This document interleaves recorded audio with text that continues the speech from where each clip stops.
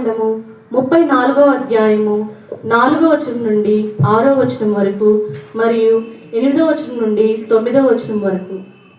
మొదటి పఠనము నిర్గమాకాండము 34వ అధ్యాయము 4వ వచనం నుండి 6వ వచనం వరకు మరియు 8వ వచనం నుండి 9వ వచనం వరకు.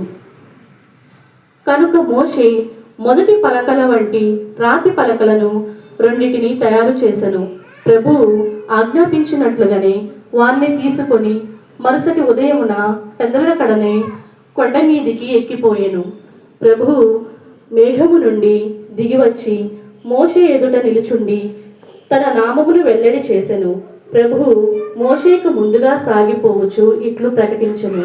ప్రభు ఆయన కరుణామయుడు, దయాపరుడైన దేవుడు, సులభముగా కోపపడువాడు కాడు, నిత్యము ప్రేమ చూపువాడు, నమ్మదగినవాడు.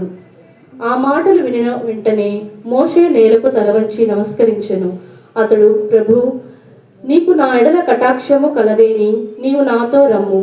ఈ ప్రజలు తల విరుసువారు నిజమే, అయినను నీవు మా దోషములను పాపములను మన్నింపుము, మమ్ము నీ ప్రజగా స్వీకరింపుము అని మనవి చేసెను. ఇది ప్రభు వాక్కు.